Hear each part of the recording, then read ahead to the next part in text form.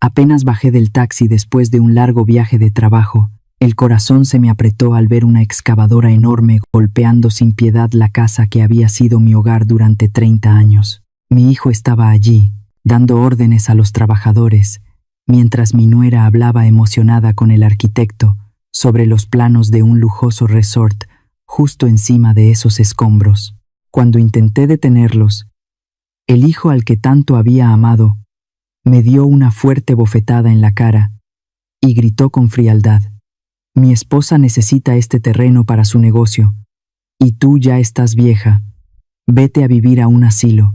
Caí de rodillas sobre los pedazos de ladrillo, con una amargura que me quemaba por dentro, al darme cuenta de que yo no significaba nada frente a la ambición del hijo por el que había sacrificado toda mi vida.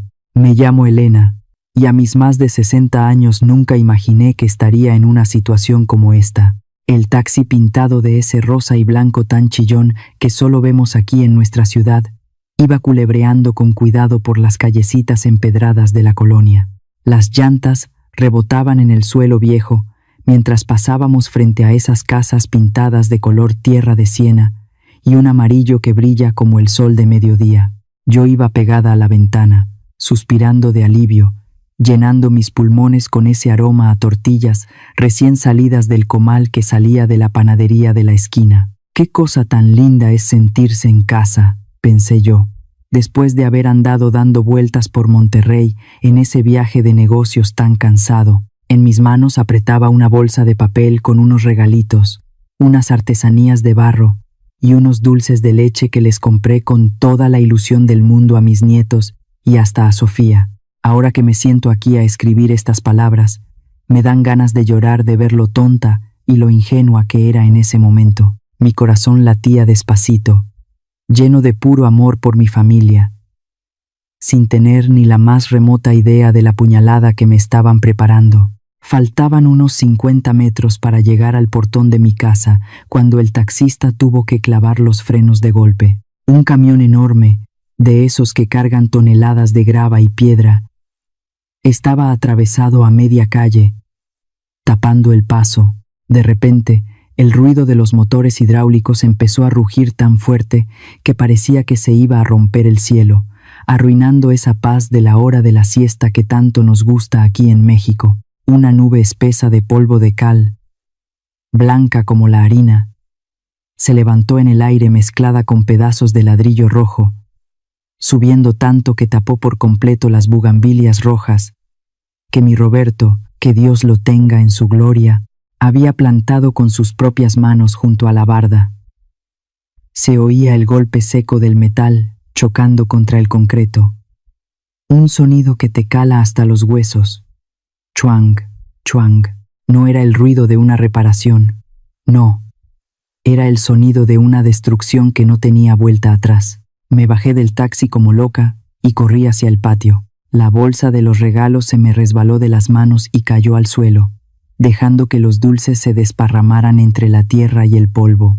Mi casa, mi preciosa hacienda donde pasé 30 años guardando cada recuerdo, se veía como un cuerpo al que le hubieran arrancado la carne a pedazos. Las tejas hechas a mano estaban tiradas por todos lados. La mitad de la pared de la sala se había venido abajo, y lo único que quedaba era el viejo reloj de madera colgando de un hilo, balanceándose como un muerto. Esa máquina amarilla, ese monstruo de metal que es la excavadora, ese lugar sagrado donde yo todavía guardaba cada cosita de mi esposo muerto. Ahí estaba Mateo, parado en medio del patio, con una camisa de seda carísima y un puro en la mano, dándose aires de patrón, de gran señor mandando a los trabajadores. Sofía estaba a su lado, con un vestido de seda que no tenía nada que hacer en una obra, sosteniendo una tableta donde se veía un dibujo brillante en 3 dimensiones de un hotel moderno. Frío, sin alma. Oí perfectamente cuando el arquitecto, un muchacho joven y salamero, le decía a Sofía que después de quitar ese montón de escombros viejos iban a tener una vista maravillosa del valle para la zona de las albercas. Mientras escribo esto, me doy cuenta de que yo misma crié a ese monstruo. Yo misma fui la que malcrió a Mateo, dejándole creer que tenía poder absoluto sobre todo lo que a mí me pertenece. Me metí al centro del patio hecha una fiera, gritando entre sollozos, preguntándole a Mateo si se había vuelto loco, que esa era mi casa, que parara esa máquina maldita de inmediato. La excavadora se detuvo, y los albañiles, hombres pobres que solo buscan el pan de cada día, me miraron con una cara de lástima que me dolió en el alma. Ellos sí sabían quién era la patrona de verdad, la que acababa de regresar. Pero Mateo ni se inmutó. El muy descarado se sacudió un poco de polvo del hombro y me miró con una frialdad que me congeló la sangre, como si yo fuera una extraña que solo venía a causar problemas. Me preguntó que por qué había llegado tan temprano, que debía avisar para que él me mandara recoger al aeropuerto y llevarme directo a mi nuevo lugar. Sofía dio un paso al frente, con esa sonrisa falsa que siempre le he conocido. Me dijo con un tono de voz empalagoso que la casa era una carga, que ya olía a puro moho y a pasado, que ella me estaba ayudando a cambiar eso por un futuro glorioso, que ese resort nos iba a traer millones de pesos a la familia. Yo, con las manos temblorosas, la señalé y le grité que esa casa no era de ella, que con qué derecho la estaban tumbando. Entonces Mateo se puso frente a ella, protegiéndola como si yo fuera el enemigo, ciego de ese orgullo de hombre malentendido. Me gritó que ya no hiciera drama, que ya me tenían apartado un lugar en La Esperanza, un asilo de ancianos, donde iba a tener doctores y viejos como yo para platicar. Me dijo que me largara allá a vivir en paz y que no estorbara su carrera profesional. Sentí que algo se me reventaba en el pecho, un dolor que no puedo explicar.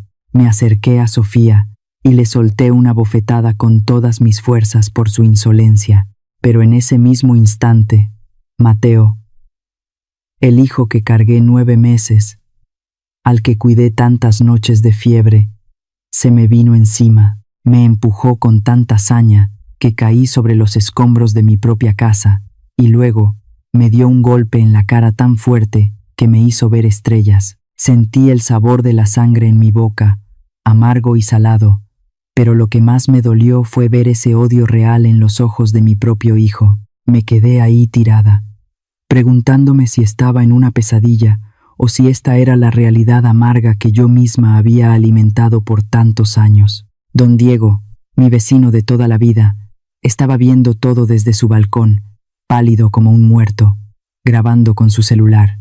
Los trabajadores empezaron a murmurar entre ellos y algunos hasta soltaron las palas porque no querían ser parte de esa humillación a una anciana. Yo me quedé ahí, entre los restos de mi hogar y mi confianza rota, mirando cómo Mateo y Sofía me daban la espalda para seguir platicando de sus planos, como si yo fuera un mueble viejo que ya no vale nada. Pero no lo oré.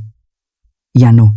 Me levanté despacio, me limpié la sangre de la boca con mi pañuelo y sentí cómo mi mirada se volvía fría, dura como el acero. Me di la vuelta sin decir ni una sola palabra, apretando el teléfono que traía en la bolsa.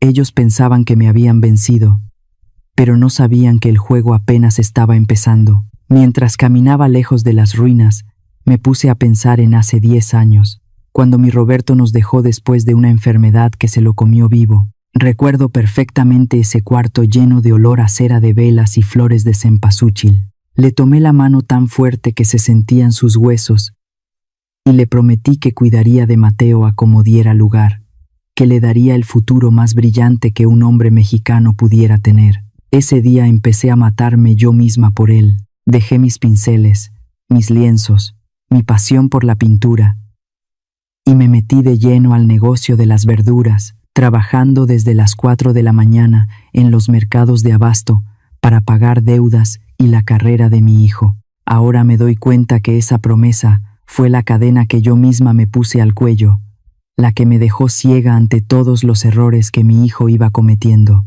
Cuando Mateo se quiso ir a estudiar a la Ciudad de México, esa maestría tan cara, no teníamos dinero. Tomé la decisión que más me ha dolido en el alma: vender el ranchito en Michoacán, la tierra que mi familia trabajó por generaciones.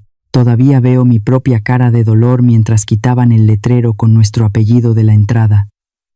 Mientras Mateo brincaba de gusto con los fajos de billetes en la mano, comprándose trajes caros, yo me decía a mí misma que las tierras eran solo piedras, que el futuro de mi hijo era lo único eterno.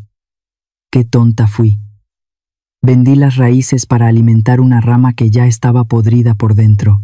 Luego llegó Sofía, una rosa roja con espinas de veneno. Recuerdo el día que me la presentó, con ese vestido de seda rojo, tan elegante y tan altiva, viéndose completamente fuera de lugar en nuestra casa tradicional. Ella ni siquiera me miró a los ojos la primera vez. Se quedó viendo el cuadro de piedras preciosas que tengo en la pared y el juego de plata de mi abuela. Sofía supo muy bien cómo hacerse la víctima, fingiendo que venía de una familia rica con problemas, pegándole directo a mi lástima y al orgullo de Mateo. Me sacó hasta el último centavo de mis ahorros para su boda.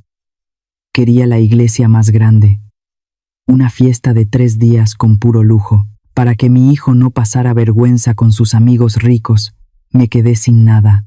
En la boda me sentaron en la mesa de hasta atrás, junto a la puerta del baño, porque Sofía dijo que yo vestía y hablaba como gente de pueblo y que sus invitados se iban a sentir incómodos. Quise gritar. Quise decirles de cosas, pero vi la sonrisa de Mateo y me tragué mi propio veneno una vez más. Mateo cambió tanto después de casarse. Se volvió un hombre grosero, arrogante, envuelto en ese machismo mal entendido que Sofía le alimentaba. Ella le metía ideas en la cabeza todo el día, diciéndole que un hombre de verdad tiene que mandar sobre los bienes, que yo ya estaba vieja y que solo era un estorbo para sus grandes proyectos. Mateo se iba a las cantinas y regresaba gritándome si la comida no estaba a su gusto, tratándome igual que la mujer que tenía al lado. Yo me pasaba horas cocinando cosas complicadas para ellos, y cuando se sentaban a comer, yo tenía que bajarme a la cocina a comer sola, o esperar a que terminaran para limpiarles. Sofía se quejaba de que yo olía a viejo, de que mis recuerdos eran pura basura, y empezó a tirar mis cosas a la calle. Mateo lo veía todo y no decía nada. O peor aún, me decía que le hiciera caso a ella, que Sofía sí tenía clase y buen gusto. Hace 3 meses, una noche que no podía dormir, bajé por un vaso de agua y los escuché. Estaban en la sala hablando en voz baja. Sofía estaba convenciendo a Mateo de hacerme firmar unos papeles falsos. Le decía que si me echaban al asilo, podrían construir el resort y volverse millonarios. Que por qué tenían que esperar a que yo me muriera para tener el dinero. Mateo dudó un segundo. Pero cuando ella lo amenazó con dejarlo, él aceptó. Dijo que yo confiaba en él y que sería fácil. En ese momento, sentí que mi corazón se moría de verdad. Me quedé en la sombra, agarrándome de la pared para no caerme. Ahí supe que ya no podía ser más la madre abnegada. No lloré, ni les reclamé. Sofía quería que yo hiciera un escándalo para decir que estaba loca, pero no le di el gusto. Fui a buscar a Ricardo, mi abogado, y el único amigo que sabía la verdad de mis tierras. Nos pusimos en contacto con el Grupo Águila, los rivales de la gente con la que Sofía quería hacer negocios. Empecé a actuar, fingiendo que era más débil, que no sabía nada. Hasta inventé ese viaje a Monterrey para dejarlos actuar a su antojo y que cayeran en su propia trampa. Esos 3 meses fueron los más dolorosos de mi vida, pero también fueron los que me prepararon para darle a mi hijo ingrato la lección que nunca va a olvidar. Iba yo caminando por esas calles empedradas de la colonia, con los zapatos llenos de ese polvo de cal blanca de mi propia casa deshaciéndose. Con una mano me tapaba el cachete que todavía me ardía, donde se sentían claritos los dedos de Mateo, y con la otra apretaba el asa de mi maleta vieja. Atrás de mí se oía la risa de Sofía que se perdía entre el rugido de la excavadora. La infeliz le decía a Mateo que me viera, que parecía una de esas limosneras que se sientan en el zócalo a estirar la mano. Mateo ni se movió. Se quedó ahí parado, prendiendo su puro como si fuera el gran patrón, el dueño de todo, pero su hombría ya no era más que pura crueldad. En ese momento, se me pasó por la cabeza darme la vuelta y gritarle hasta de lo que se iba a morir, pero me acordé de lo que siempre decía mi Roberto, que en paz descanse. Él decía que el que gana de verdad es el que sabe quedarse callado hasta el mero final. Mientras yo me alejaba, ellos seguían con su festejo venenoso en medio de los escombros. Sofía mandó traer botellas de tequila para brindar con los arquitectos. Pensando que mi silencio era porque ya me había rendido, los oí planear cómo iban a quitar el patio central, ese patio con la fuente de piedra que yo tanto quería, para poner una barra de bar moderna. Mateo se veía un poco inquieto, porque los vecinos lo miraban con una cara de fuchi, con puro desprecio, pero Sofía luego lo calmó.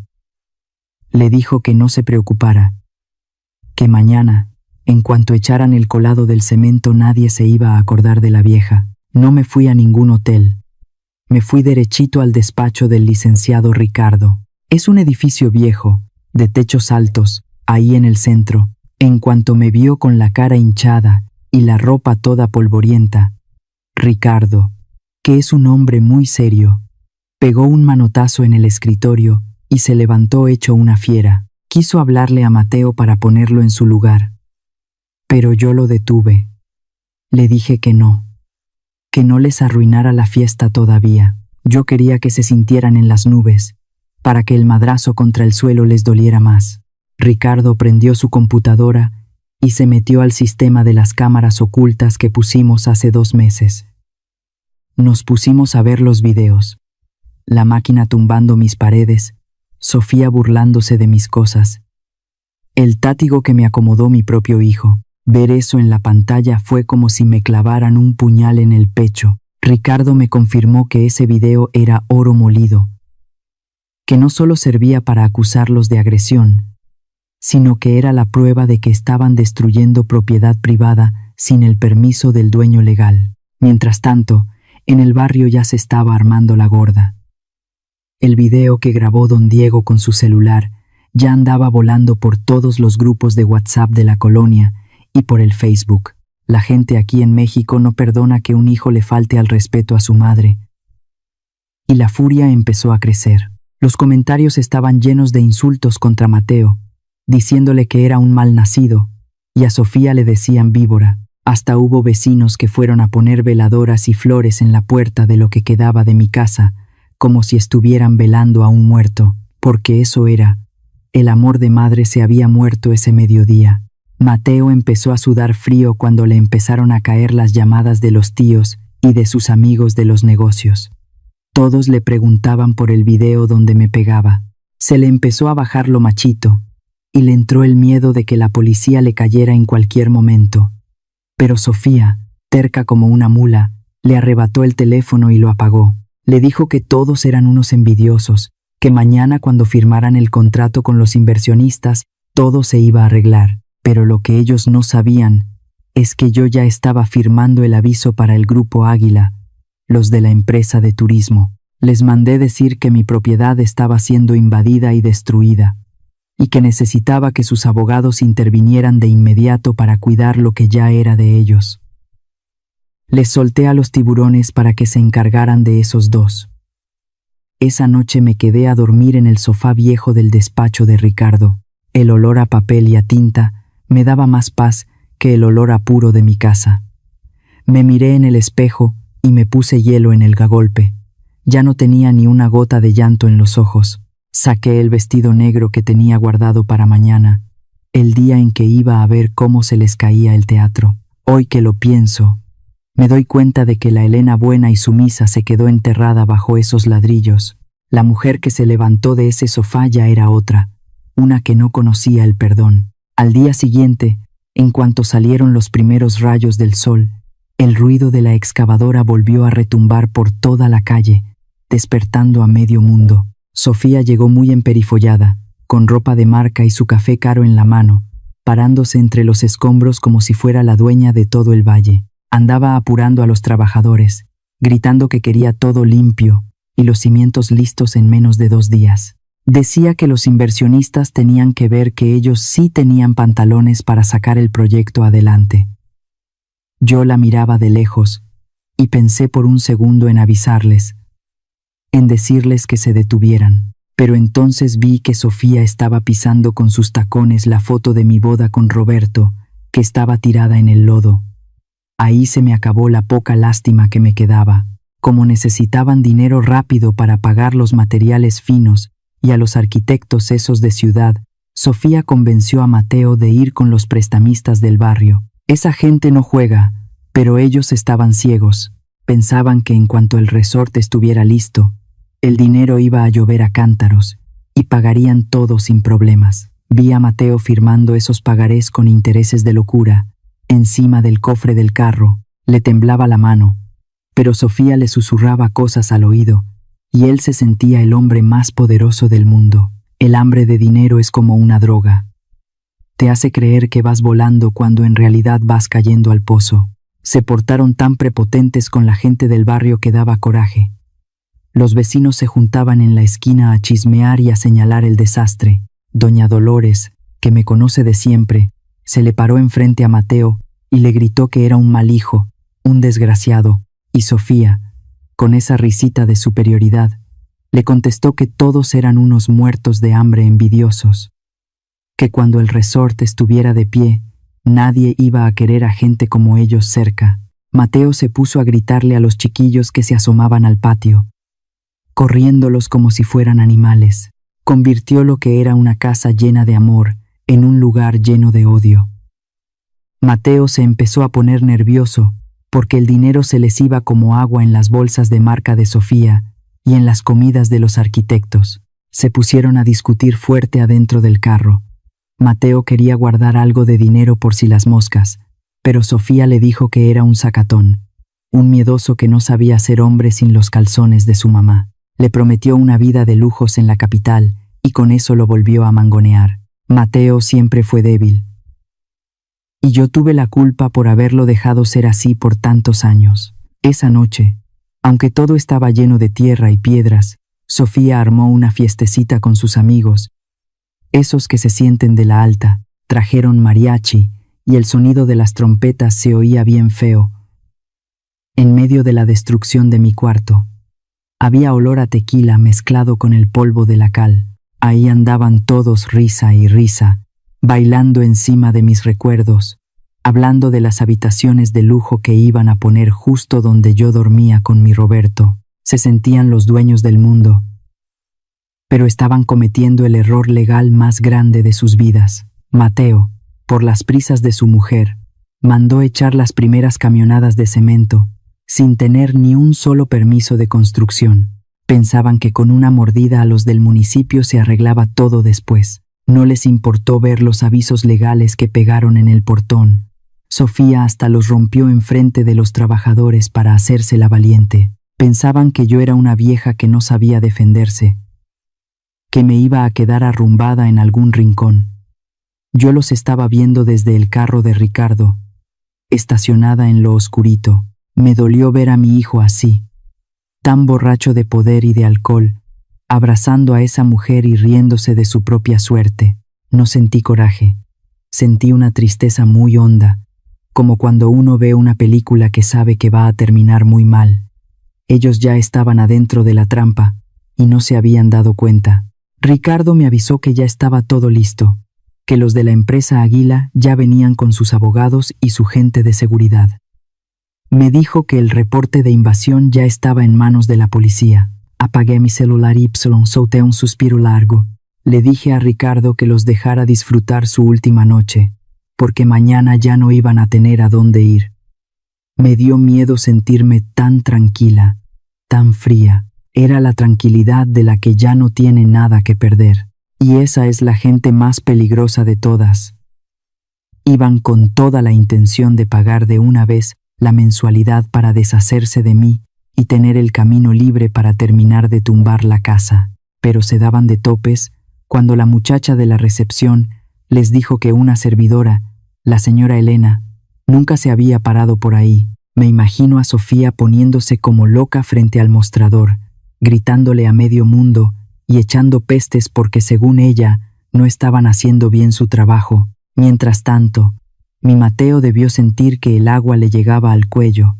Un miedo de esos que te entran en la panza cuando sabes que algo no anda bien. En ese momento se dieron cuenta de que no soy la vieja tonta que ellos pensaban. Y Sofía empezó a maquinar que yo traía algo entre manos. Ahora que lo escribo, me doy cuenta de que esa mujer pecaba de soberbia. Nunca se le ocurrió que una madre cansada pudiera ser lo suficientemente lista para salirse del huacal que ella misma me había armado. Sofía no se quedó de brazos cruzados. Usó todas sus influencias y se puso a revisar como desesperada los estados de cuenta de la tarjeta de crédito adicional que me tenía vigilada. Así fue como dieron conmigo en el Hotel Los Arcos, un lugarcito sencillo allá por el centro histórico, de esos edificios viejos que huelen a historia y que tienen los techos altos. Mateo andaba todo ebrio de preocupación, pensando que yo ya me había visto con un licenciado, pero la otra lo calló de un grito. Le dijo que yo solo andaba huyendo y que tenían que pescarme antes de que se me ocurriera echar para atrás el trato de las tierras. Vi por la ventana cuando su carro lujoso se estacionó frente a la entrada del hotel. Se veía tan fuera de lugar entre toda la gente trabajadora que andaba por ahí cargando sus bultos.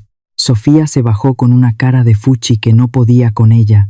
Se tapó la nariz con un pañuelo bordado para no respirar el olor a humedad del edificio y entró dándose aires de gran señora. Mateo iba atrás, con una cara de perro bravo, pero se le notaba que andaba por la sombra, tratando de esconder la culpa que lo traía mal frente al señor de la recepción. Ni siquiera tocaron a la puerta. Usaron una lana para sobornar al mozo y que les diera la llave de repuesto. Entraron de golpe cuando yo estaba sentada junto a la ventana, viendo pasar la tarde. Me encontraron comiendo unos frijolitos negros con tortillas, una comida de gente humilde que a Mateo le hizo ruido en la cabeza por un segundo. Pero el grito de Sofía lo regresó a su realidad. Ella me aventó un montón de papeles sobre la mesa, tirándome el vaso de agua y gritándome que firmara de una vez, que ya estaba harta de andar buscándome por toda la ciudad como si fuera una delincuente. Esos papeles eran lo último que les faltaba. Cosas de los impuestos de la propiedad y los permisos para los servicios de agua y luz que necesitaban para que su dichoso hotel fuera legal. Sofía se me acercó a la cara y me amenazó. Me dijo que si no firmaba me iba a denunciar con la policía por loca, que iba a decir que yo era un peligro para mí misma. Me juró que si no cooperaba, me iban a refundir en un pabellón psiquiátrico amarrada a una cama, en lugar del asilo bonito que me habían prometido. Mateo se puso de pie frente a mí, tratando de usar su tamaño para asustarme, y con una voz que ya no parecía la de mi hijo, me repitió lo mismo que su mujer, que firmara para que todos estuviéramos en paz. Yo aventé los papeles a un lado, y con la voz toda temblorosa les dije que no iba a firmar nada. Les reclamé que cómo querían que los ayudara después de que me habían levantado la mano y habían hecho pedazos la casa que con tanto sudor levantó su padre. Entonces Mateo perdió los estribos, se puso como loco y de un manotazo tiró mi plato al suelo. El ruido de la cerámica, rompiéndose, me caló hasta los huesos. Me agarró de los hombros y me sacudió fuerte, gritándome que me viera en un espejo, que yo no era más que un estorbo viejo y que la casa se había muerto junto con mi Roberto. Me dijo que no iba a dejar que yo los hundiera con mis sentimentalismos de vieja loca. En ese momento pensé en sacar el aparato de choques que traía en la bolsa, pero alcancé a ver la camarita que Ricardo me había escondido en la esquina del cuarto. Me aguanté el coraje y decidí seguir con el teatro un poquito más. Me puse a llorar como si de veras me estuviera muriendo por dentro. Les hice creer que ya no podía más y que me rendía ante ellos. Sofía se rió con una saña que me dio escalofríos. Me puso la pluma en la mano y me dijo que eso era lo mejor, que firmara y que después de eso ya no los volviera a buscar nunca. Yo hice como que firmaba, pero en realidad puse una firma que no era la mía, una que ya había practicado mucho para que no tuviera ningún valor ante la ley. Me tardé a propósito. haciendo garabatos para que la cámara grabara bien clarito cada insulto y cada maltrato que esa mujer me estaba escupiendo. Cuando pensaron que ya tenían lo que querían, se dieron la vuelta bien orondos. Mateo, antes de salir, me aventó unos billetes de a peso al suelo, entre los frijoles tirados, y me dijo que eso era para pagar mi cuarto, que ya no quería volver a ver mi cara por la casa. En cuanto cerraron la puerta, me sequé las lágrimas de un jalón y me levanté para recoger los pedazos del plato. Saqué mi celular y le hablé a Ricardo, que estaba en el cuarto de al lado. Le pregunté si lo tenía todo, y cuando me dijo que sí, supe que ese era el clavo que faltaba para cerrar su ataúd. Todavía se me pone la piel de gallina de acordarme de lo fría que me sentía. Ese día, el amor de madre se me terminó de secar, y solo quedó la justicia. Amaneció en la colonia con un sol que calaba fuerte. Desde temprano se oía el rugido de los camiones de cemento que se metían por la callecita. Mateo y Sofía estaban ahí parados entre las ruinas, viéndose como si fueran los dueños de todo el mundo. Ella andaba muy vestida de traje blanco, bien limpia, haciendo un contraste muy feo con todo el mugrero de ladrillos y tierra que había alrededor. Traía una botella de champaña en la mano para celebrar que ya iban a echar el colado de los cimientos. Mateo andaba a grito abierto apurando a los albañiles para que pusieran los andamios. Hasta colgaron una lona enorme que decía Proyecto Resort, el futuro, propiedad de Mateo y Sofía. Al ver eso me dio mucha tristeza. Estaban tan borrachos de poder que se les olvidó que una casa se construye con respeto, no con traiciones. La soberbia de esos dos ya no tenía límites. Vi cuando don Diego se acercó para decirles algo del polvo, y Mateo le gritó que se callara, que él ahora era el patrón de la cuadra, y que si no le gustaba que se largara a otro lado. Sofía hasta se burló de doña Dolores, que estaba rezando bajito por el alma de mi esposo. Le dijo que mejor rezara por su propia pobreza, porque cuando el resort estuviera listo, no iba a quedar lugar para gente como ella. Estaban tan seguros de que ya habían ganado, que hasta invitaron a unos reporteros del periódico local para que vieran cómo según ellos estaban progresando. A las meras 9 de la mañana se aparecieron 3 camionetas negras de lujo y 2 patrullas, tapándole el paso a los camiones del cemento. Mateo se puso todo gallito. Caminó hacia ellos gritando que quién les daba permiso de estorbarle, que si no sabían con quién se estaban metiendo. El capitán de la policía se bajó muy serio y ni le hizo caso a los gritos de mi hijo. Preguntó directo quién era el que estaba mandando a destruir y construir en un terreno que no era suyo. Yo iba en la última camioneta. Sentía que el corazón me iba a 1000 por hora, pero ya no era de miedo. Era de que por fin iba a salir el sol para mí. Cuando se abrió la puerta de la camioneta y me bajé con mi rebozo negro y mi vestido de luto, se quedaron todos callados. Sofía soltó una carcajada de esas burlonas y me dijo que si ya me había vuelto loca por completo trayendo a la policía. Le gritó a Mateo que les enseñara los papeles que yo había firmado en el hotel. Mi hijo sacó los papeles bien orgulloso y se los puso en la cara al oficial, diciéndoles que yo misma les había cedido todo y que mejor se fueran a buscar criminales de verdad. Entonces Ricardo dio un paso al frente y con una sonrisita de esas que duelen, le dijo a Mateo que esos papeles eran pura basura. Le soltó la verdad de golpe, que desde hacía 3 meses yo ya no era la dueña de esas tierras. En ese momento se hizo un silencio tan pesado que hasta los pájaros dejaron de cantar. Los albañiles soltaron las palas y Sofía se puso pálida, como si hubiera visto a la muerte misma. Ricardo les enseñó el contrato legal donde yo le había vendido todo al Grupo Águila desde hacía tiempo, y que yo solo tenía permiso de quedarme ahí un ratito antes de entregar. El señor que venía de parte de la empresa de turismo se acercó y con un tono bien burlón le dio las gracias a Mateo.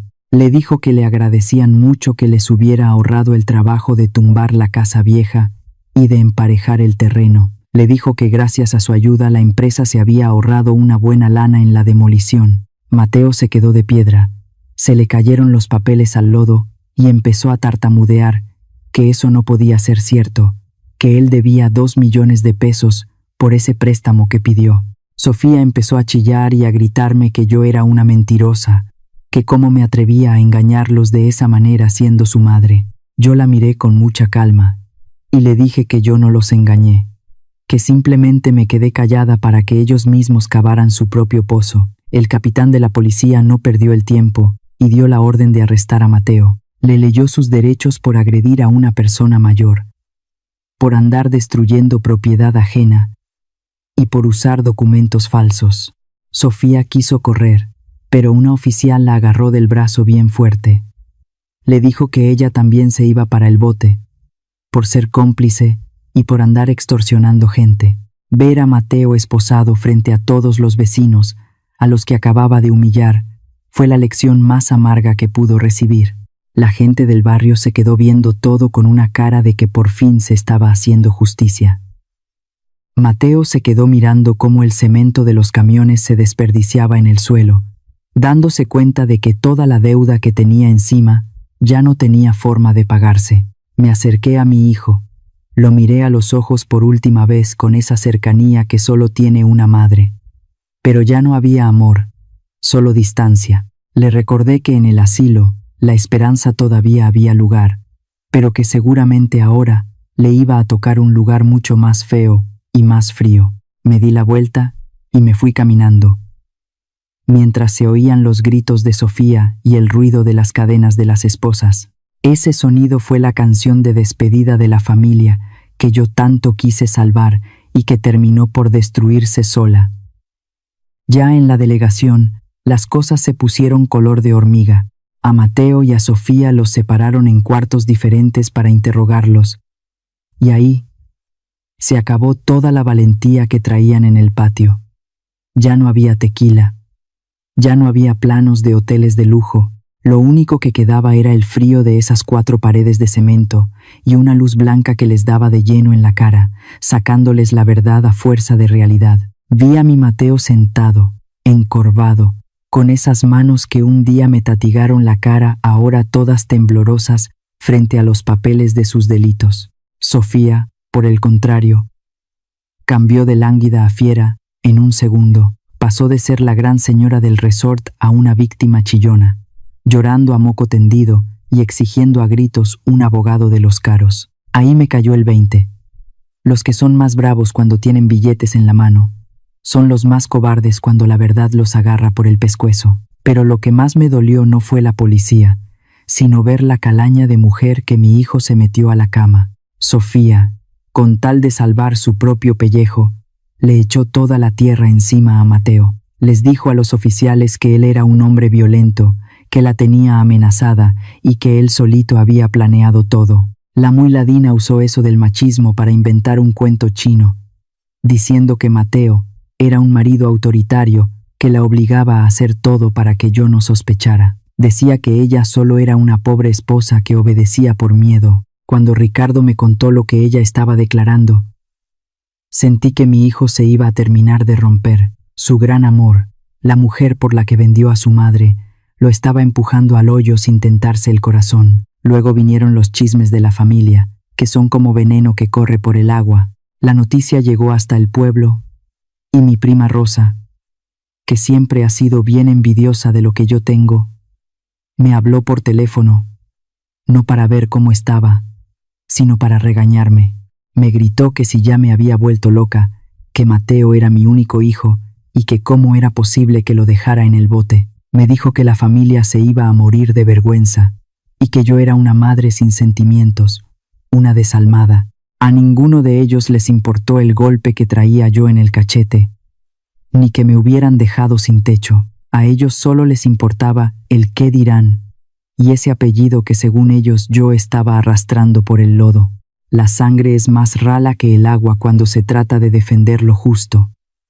Una noche, era Mateo, con la voz toda ronca, chillando como un chiquillo, me decía que se arrepentía, que Sofía lo había mal aconsejado y que ahora ella ya no quería saber nada de él. Me suplicaba que fuera a quitar la denuncia, que si no se iba a morir ahí adentro de pura tristeza. Se me partió el alma. De veras que sí. Estuve a punto de agarrar las llaves del carro y salir corriendo a perdonarlo, porque una madre siempre tiene el corazón de pollo. Pero entonces me vi en el espejo. Vi ese moretón que todavía no se me quitaba de la cara y me acordé de su mirada llena de odio ese mediodía. Solté las llaves. Supe que si lo salvaba otra vez, nunca iba a aprender a ser un hombre de verdad. Y como si fuera poco, empezaron a fregar los prestamistas. Como la obra se paró y Mateo estaba encerrado, esos tipos se pusieron como locos buscando su dinero.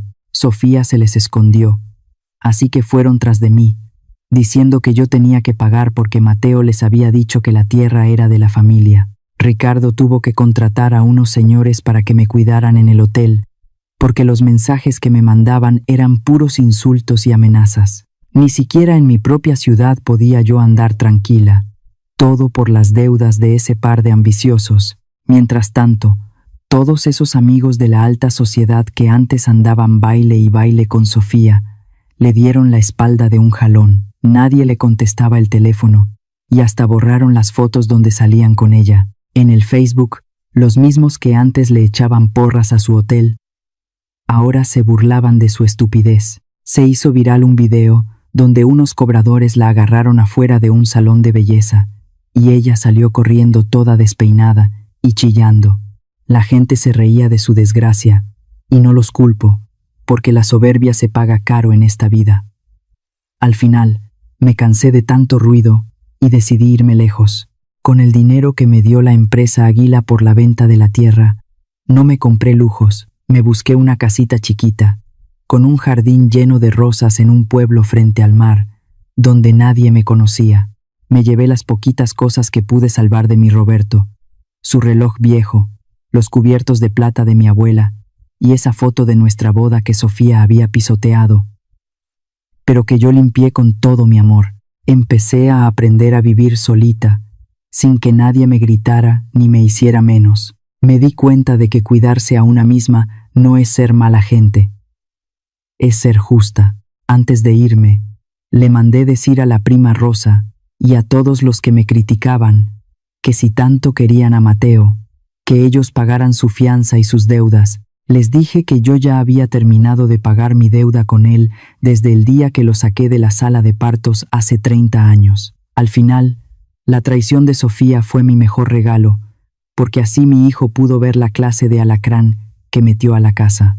Esa fue la lección más dura que le pude dar, pero también la más necesaria. Pero Sofía no se iba a quedar con los brazos cruzados.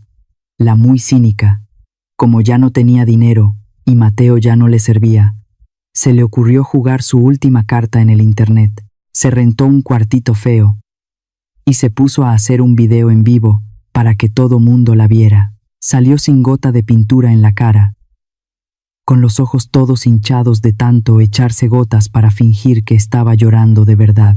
Empezó a contar una sarta de mentiras, diciendo que yo era una suegra malvada, que le había robado el dinero a mi propio hijo, y que yo misma había mandado tirar la casa para meterlo a la cárcel y quedarme con todo. Usó ese respeto que le tenemos a las madres aquí en México para volteármelo en contra, diciéndole a la gente que yo era una madre desalmada que había traicionado mi propia sangre. El chisme se regó como pólvora por todo el país.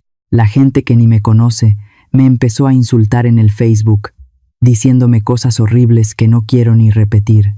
Ricardo y yo no parábamos de recibir mensajes de odio en el celular. Hubo unos muchachos que hasta dieron con el hotel donde yo estaba y me tuve que salir a escondidas, tapada con mi rebozo para que no me lincharan en la calle. Sentí que el mundo se me venía encima otra vez. El internet es como un tribunal de puros locos, donde te sentencian antes de dejarte hablar. Lo que más me caló hondo fue que Mateo se prestó para su juego otra vez. Sofía fue a verlo a la cárcel y lo convenció de escribir una carta donde decía que todo lo que ella contaba era verdad, prometiéndole que con eso ella lo iba a sacar de ahí. Mi hijo, tan débil de carácter como siempre, escribió esas mentiras contra su propia madre. Cuando vi la foto de la carta en el internet, sentí que se me paraba el corazón. Ver a mi Mateo, un hombre ya grande, haciéndose la víctima para seguirle el juego a esa mujer. Me dio más pena que coraje. La gente le creyó todo, pensando que yo era la mala del cuento. Hasta mis amigas de la iglesia y las señoras del baile me dejaron de hablar. Me miraban de reojo y decían que cómo era posible que yo fuera tan dura con mi propio hijo, que las madres estamos para aguantarlo todo. Doña Dolores, que siempre fue mi confidente, ya ni el saludo me daba. Me sentía más sola que nunca, como si el tátigo de Mateo me lo estuvieran dando todos los días.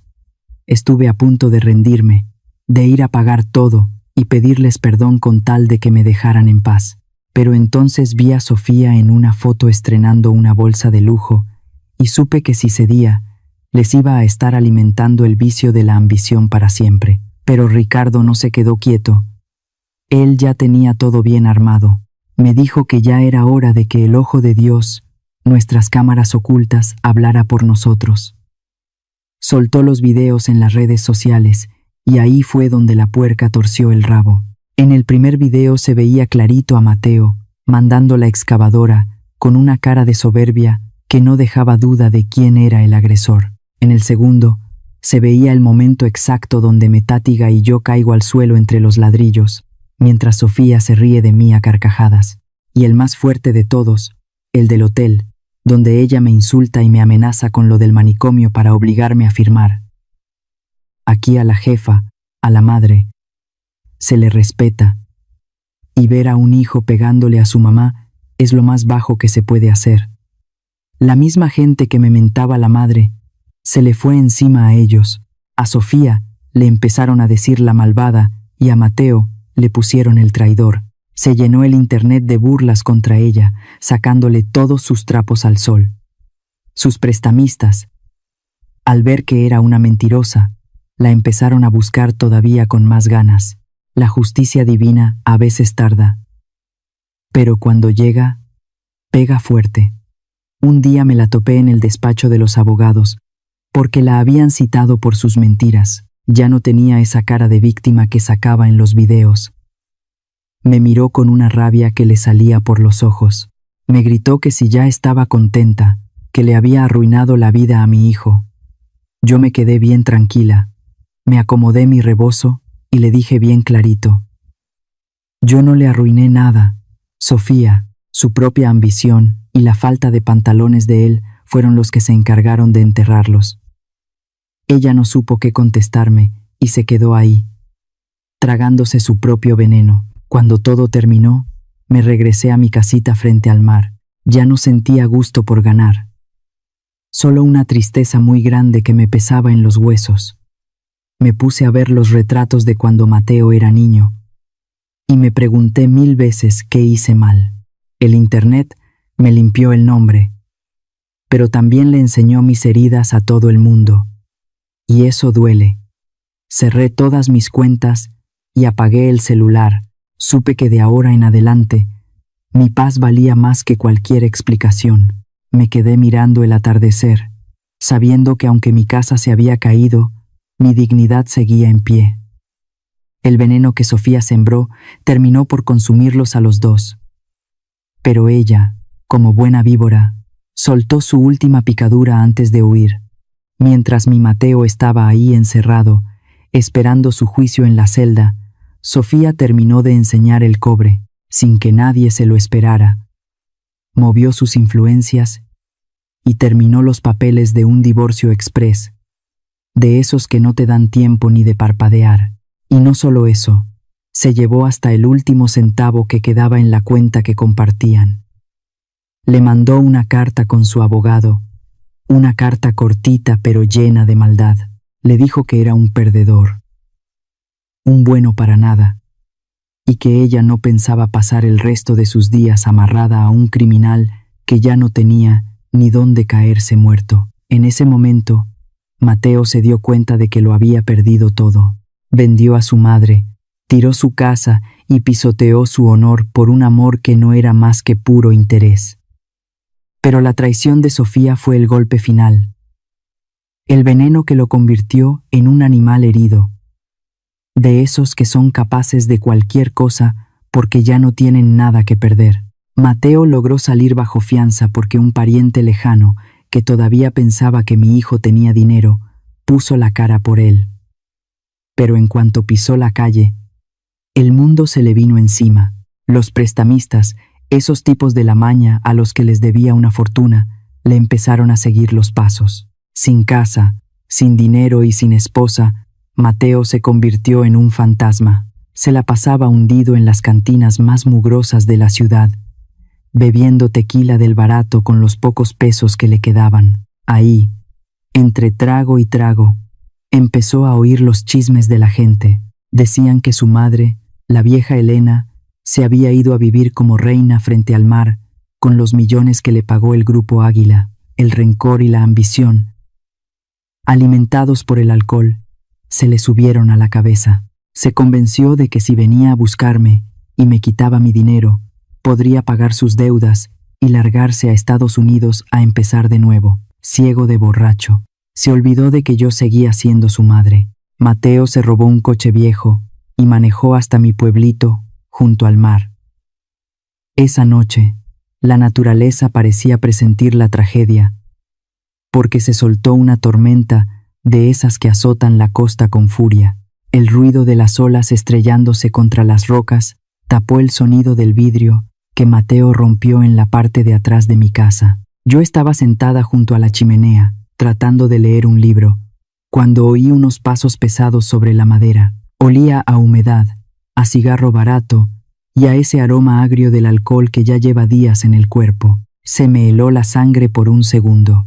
Me pregunté si debía correr a encerrarme o hablarle a la policía, pero algo dentro de mí, un instinto de madre que se negaba a morir, me dijo que tenía que verlo a la cara por última vez. Mateo entró a la sala. Se veía fatal, con la ropa sucia, los ojos inyectados en sangre y una mirada de loco que no le conocía. En la mano traía un desarmador que se había encontrado en el jardín. No me dijo mamá. No me saludó. Lo primero que hizo fue gritarme que dónde tenía la lana, que cuánto me habían pagado por su casa.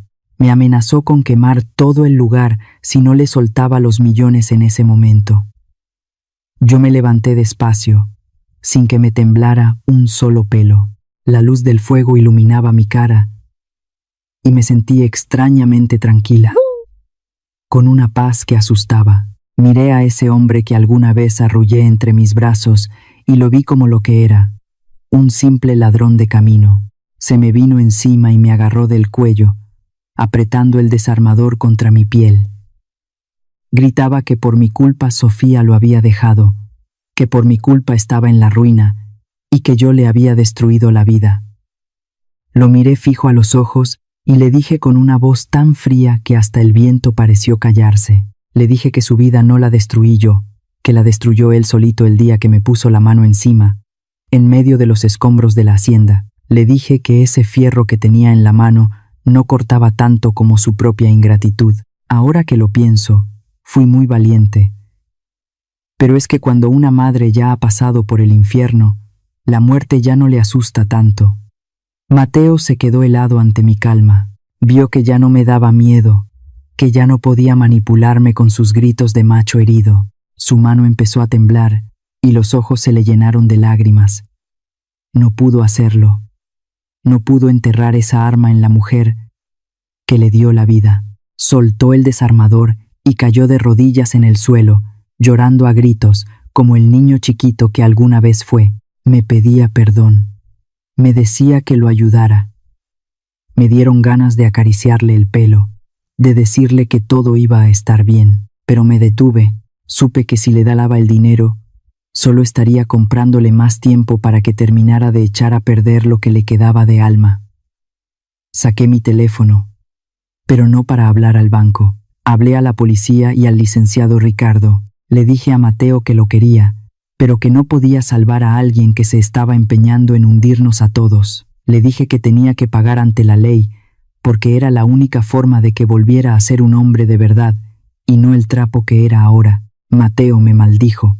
Me gritó que era una bruja desalmada, mientras los oficiales entraban y se lo llevaban otra vez. Mientras se lo llevaban bajo la lluvia, yo me quedé parada en el pórtico, envuelta en mi rebozo negro, vi las luces de la patrulla perderse en el camino. Mateo me miraba por el vidrio con una cara de odio y desesperación que nunca voy a olvidar. En ese momento supe que mi hijo se había ido para siempre. Elegí la justicia sobre el amor ciego. Y esa fue la venganza más triste de todas, porque me dolió más a mí que a él. Entré a mi casa y cerré con doble llave. A partir de esa noche, nadie volvería a cruzar mis límites nunca más. Pero la historia no terminó con Mateo. Faltaba la pieza clave de toda esta tragedia. Sofía, la mujer que se sentía la reina del mundo, estaba a punto de probar su propia medicina. En cuanto supo que habían vuelto a pescar a Mateo, Sofía se dio cuenta de que ella era la siguiente. Trató de huir de la ciudad. Pensaba largarse pa'l norte, cruzar la frontera y desaparecer con el dinero que le había robado a mi hijo. Se quitó los vestidos de seda y los tacones caros, se puso ropa vieja para que nadie la reconociera y se fue a meter a la terminal del norte, entre todo el gentío y el humo de los camiones. Pero lo que ella no sabía es que el Grupo Águila no se anda con juegos. Esa empresa es un pez gordo, y no iban a dejar que una mujerzuela les viera la cara. Ricardo me contó que por órdenes de la empresa ya le habían bloqueado todas sus cuentas y hasta el pasaporte. El Grupo Águila no solo quería su dinero de vuelta, querían ponerla de ejemplo. Sacaron a la luz todas las pruebas de cómo Sofía había usado planos falsos para estafar a otros inversionistas chiquitos en los alrededores de la colonia. La pusieron en la lista de los más buscados por fraude y daño a la propiedad privada.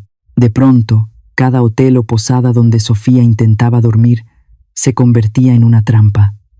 La gran señora ahora era una prófuga, escondiéndose como una rata. Lo más gracioso, si es que se le puede llamar así, fue ver cómo sus amigas, esas damas de la alta sociedad que siempre andaban con ella de compras, le dieron la espalda. En cuanto se enteraron del lío, fueron las primeras en ir a la policía a echarle la culpa de todo. Publicaron en internet todos los mensajes de WhatsApp donde Sofía hablaba pestes de mí, de Mateo y de cómo pensaba quedarse con el terreno. Ahora la gente publicaba fotos de ella toda fodonga, caminando por los mercaditos, y todos se burlaban de su desgracia. El mundo le cobró cada una de sus humillaciones, pero la verdadera pesadilla para ella fueron los prestamistas. Esa gente no espera a que un juez dicte sentencia. Como no la encontraban a ella, fueron a fregar a sus papás al pueblo. Les quemaron la cara de la pura vergüenza cobrándoles las deudas de su hija. Le mandaron decir que si no pagaba, no iba a contar el cuento. Me dijeron que la vieron vendiendo sus últimas joyas, sus anillos y sus aretes de oro en los empeños más feos de Tepito, malbaratando todo por unos cuantos pesos para poder comer y esconderse un día más. Una semana después, tuve que ir a la Ciudad de México para terminar unos trámites con Ricardo. Después de tanto papeleo, nos dio hambre y nos paramos en un puestito de tacos de esos que están junto a la banqueta. Mientras esperábamos la comida, alcancé a ver hacia atrás, donde lavan los trastes. Tenía el pelo todo enredado y las manos rojas, hinchadas por el jabón fuerte que usan en esos puestos. Era Sofía, la gran diseñadora, la que quería un resort de lujo. Ahora estaba lavando platos ajenos para que no la encontrara la justicia. Me quedé pensando si debía hablarle a la policía en ese momento. Pero verla así, tan acabada, tan llena de mugre y de miedo, fue un castigo más grande que cualquier cárcel. Sofía me vio, se quedó como estatua, con el plato en la mano, y se puso pálida como un muerto. No me dijo nada. Se le llenaron los ojos de lágrimas, de pura vergüenza. Yo no le grité, ni lo reclamé. Pedí la cuenta y le dije al muchacho que atendía que quería dejarle una propina a la señora que lavaba los trastes porque los platos estaban muy limpios. Saqué un billete de 500 pesos, lo que ella ganaba en toda una semana de trabajo duro, y se lo puse en la mesa junto con un recadito. El papelito solo decía que la ambición es un pozo sin fondo y que ella misma se había tirado adentro. Sofía agarró el billete y el papel con las manos temblorosas. Vi cómo se le encogía el alma ante mi desprecio. La gran Sofía ahora vivía de mi limosna. En cuanto me di la vuelta para irme, el dueño del puesto la corrió porque se dio cuenta de que traía problemas con la gente. La vi quedarse ahí, parada en medio de la calle, sola, sin nada, mientras se oía a lo lejos la sirena de una patrulla que andaba cerca. No sentí alegría. Solo sentí que por fin se había cerrado ese círculo de maldad. Al final, la justicia la alcanzó. La pescaron queriendo robarle la cartera a un turista, y de ahí salió todo lo demás. En el juicio no hubo nadie que la defendiera.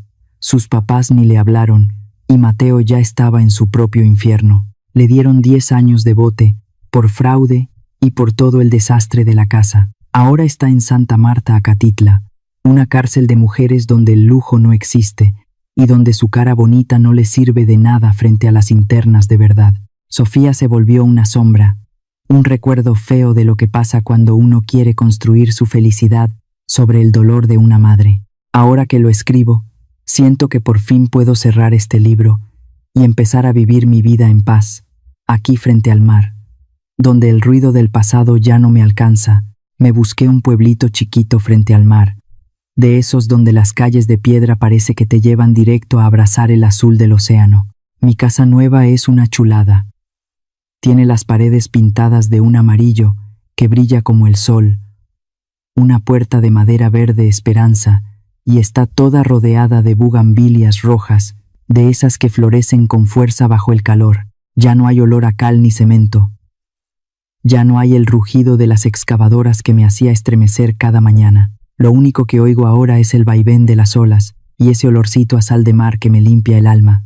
Saqué mis cositas, esas que pude rescatar de entre los escombros, y acomodé con mis propias manos los cubiertos de plata de la familia y el reloj de madera de mi Roberto en los lugares más bonitos de la sala. Escribiendo esto, me dio por retomar mis viejos amores. Me compré mis caballetes, mis lienzos y mis pinturas al óleo. Esa pasión que dejé arrumbada hace 30 años por andar sacando adelante la carrera de Mateo. Ahora, cada mañana, me preparo mi café de olla bien calientito, con su rajita de canela y su piloncillo, y me siento en el pórtico a pintar el amanecer. Sentir cómo el pincel baila sobre la tela me ha ayudado a ir borrando poco a poco esos recuerdos feos de la destrucción y de ese tátigo que me dolió más en el orgullo que en la cara. Ahora que lo pienso, siento que estoy viviendo otra vida, una donde Elena ya no es la madre sufrida de Mateo, ni la viuda de Roberto. Ahora solo soy Elena, y eso se siente rete bien.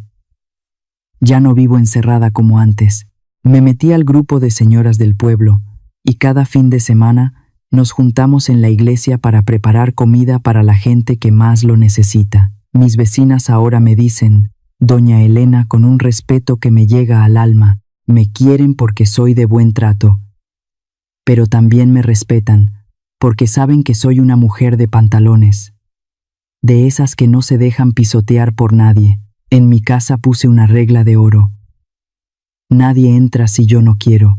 Es una libertad que nunca tuve cuando vivía con mi hijo, y ahora la cuido como si fuera un tesoro. Con una parte del dinerito que me pagó el Grupo Águila por el terreno, armé una fundación chiquita que le puse Calor de Roberto. Es para ayudar a los viejitos que andan solitos o que sufren maltrato en sus casas. Verles la cara de alegría cuando sienten que tienen un lugar seguro donde estar, me hace sentir que la muerte de mi casa vieja sirvió para darle vida a muchos otros hogares. Ricardo, mi abogado, siempre me manda los papeles de cómo va todo con la fundación, y esa es la alegría más grande que tengo ahora en mi vejez. Cada mes me llega el reporte de la cárcel de cómo va Mateo. Me cuentan que se metió a las clases de carpintería y que anda trabajando duro en el taller. Al principio eran puros reclamos, pero con el tiempo se han vuelto más cortitas y se le nota que anda arrepentido. Me cuenta que ya tiene las manos llenas de callos de tanto tallar madera, y creo que apenas ahora está entendiendo lo que vale el trabajo de verdad sin que su mamá le resuelva todo. A veces me dan ganas de ir a verlo, pero mi corazón me dice que todavía no es el momento. Los dos necesitamos que las heridas cierren bien antes de vernos a los ojos otra vez. El licenciado Ricardo vino a visitarme hace poco con una canasta de fruta fresca y las últimas noticias de la ley. Me confirmó que a Sofía ya le dictaron sentencia. 10 años de bote sin derecho a salir antes. Nos sentamos en el pórtico a comer chiles en nogada y a platicar de los tiempos de Roberto. Ricardo se me quedó viendo y se rió. Me dijo que me veo 10 años más joven desde que dejé todo ese mugrero atrás. Sus palabras me hicieron ver que por fin me solté de esas cadenas de sacrificio ciego que yo misma me había puesto. El otro día, limpiando una maleta vieja, me encontré un carrito de madera que Roberto le hizo a Mateo cuando tenía 5 años.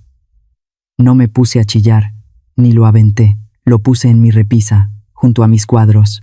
Me sirve para acordarme que no todo fue dolor, que también tuvimos momentos de felicidad de la buena, aunque después la ambición lo haya echado todo a perder. Ahora entiendo que la soledad no asusta.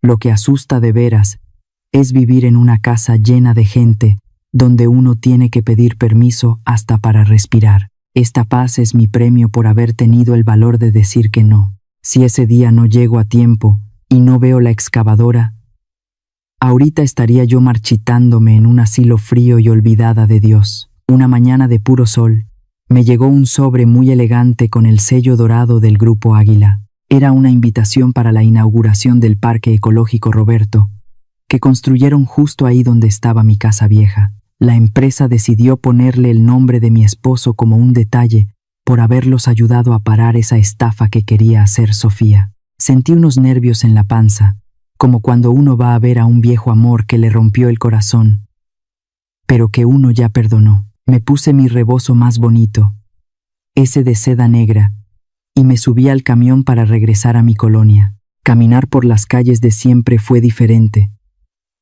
Ya no veía miradas de lástima ni escuchaba murmullos a mis espaldas. Ahora la gente me saludaba con la cabeza, con puro respeto. Fui a ver a don Diego. Nos tomamos un cafecito y me dio unas semillas de bugambilia que recogió de mi patio el día que tumbaron todo. Me dijo que eran para que las plantara en mi casa nueva. Cuando entré al terreno, casi no lo reconozco. Ya no había rastro de escombros ni ese olor a cemento muerto que dejó Mateo. Ahora todo es pasto verde, árboles de la región y un laguito chiquito justo donde estaba mi fuente vieja. Mi casa ya no está, pero sentí que su alma se quedó ahí, mezclada con la tierra, volviéndose parte de algo más grande. No sentí tristeza. Al ver a los niños corriendo por el pasto, supe que hice lo correcto. Antes de la fiesta, pedí que me dejaran ver a Mateo. Lo trajeron bajo guardia para que pudiera estar un rato conmigo. Se veía acabado, con el pelo ya con canas y los hombros caídos, sin nada de esa soberbia de antes. Ni siquiera podía sostenerme la mirada. Me dijo con la voz quebrada que lo había perdido todo. Yo le tomé sus manos rasposas por el trabajo y le dije que no perdió todo, que solo perdió lo que nunca fue suyo de verdad, y que ahora tenía la oportunidad de ser un hombre derecho. Ahí entendí que querer a un hijo no siempre es darle todo peladito y en la boca, sino dejarlo que aprenda a nadar solo después de que él mismo hundió su barco. Dice que en la cárcel se la pasa peleando con todas y que nadie quiere estar cerca de ella. Ya nadie la visita, ya nadie le envía nada. Ahora solo es un número más en una lista, el final que se buscó por querer brillar a costa de los demás. No sentí satisfacción, solo alivio al saber que su sombra había desaparecido de mi vida. En la ceremonia, me subieron al estrado frente a todo el barrio y los licenciados. No hablé de traición, hablé de límites. Dije que una familia solo dura si cada quien respeta el espacio del otro. Cuando corté el listón, empezó a sonar el mariachi con el cielito lindo, pero esta vez se oía con puro orgullo, no como la fiesta de mal gusto que armó Sofía. Sentí que Roberto me estaba sonriendo desde allá arriba. Al terminar todo, Me quedé un ratito sola junto al agua, donde antes era mi cuarto. Saqué la foto de mi boda que estaba toda maltratada y los papeles de las deudas de Mateo que yo misma había pagado en secreto con lo que me sobró. Vi cómo las cenizas volaban con el viento y se perdían en el aire. Ahí mismo planté las semillas que me dio don Diego. Un nuevo comienzo sobre las cenizas de lo que se acabó. Me regresé a mi casita frente al mar y esa noche dormí como un ángel, sin saltar por ruidos de máquinas. Me desperté tempranito y me fui a ver el mar. Vi salir el sol, rojo y grande como una sandía, saliendo de entre las olas. Me di cuenta de que la mejor venganza no es hacer sufrir al otro, sino vivir una vida tan feliz que nadie se lo pueda creer. Ahora me veo en el espejo y sonrío. Es una sonrisa de libertad absoluta. Ya nadie puede levantar un martillo en mi vida sin que yo lo permita. Paso por aquí para dejarles unas cuantas verdades, para que no tengan que pasar por lo que yo pasé. Primero, a las mamás.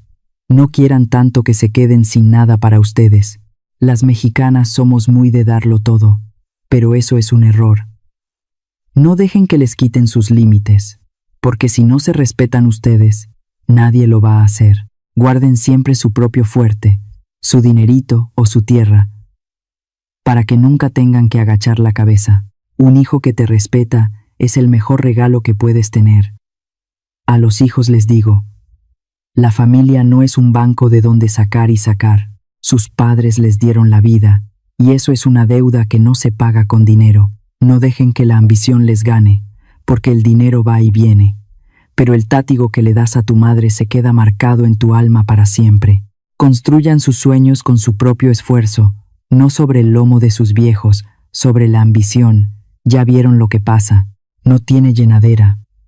El que hoy traiciona a su madre, mañana te vende a ti. No se dejen engañar por las caras bonitas ni por las promesas de lujos. La gente callada no es tonta, solo está mirando, y cuando la justicia llega, pega donde más duele. Y a los que reciben gente nueva en la familia, pongan las cosas claras desde el principio.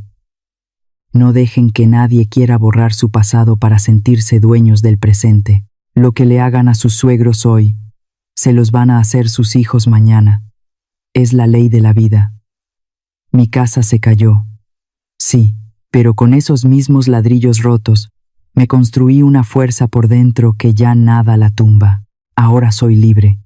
Y esa es la riqueza más grande que Dios me pudo dar. Y ahora quiero saber algo de corazón a corazón. ¿Tú qué opinas de la decisión que tomó esta mujer? ¿Crees que hizo lo correcto al elegir la justicia en lugar del perdón ciego?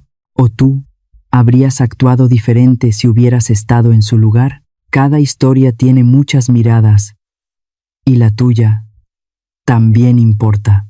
Cuéntamelo aquí abajo en los comentarios, porque de verdad leo cada palabra que ustedes dejan, y muchas veces sus reflexiones también ayudan a otros que están pasando por momentos difíciles. Si esta historia te hizo pensar, si en algún momento sentiste rabia, tristeza o incluso esperanza, te invito a apoyar este espacio con un pequeño gesto. Deja un like, comparte este video con alguien que necesite escuchar una historia así, y suscríbete al canal para que no te pierdas las próximas historias que estamos preparando. Nos vemos muy pronto en la siguiente historia. Somos Antes del Silencio, un lugar donde las historias nos acompañan a atravesar los años, recordar lo que duele, sanar lo que pesa, y encontrar, poco a poco, la paz y la fuerza dentro del alma.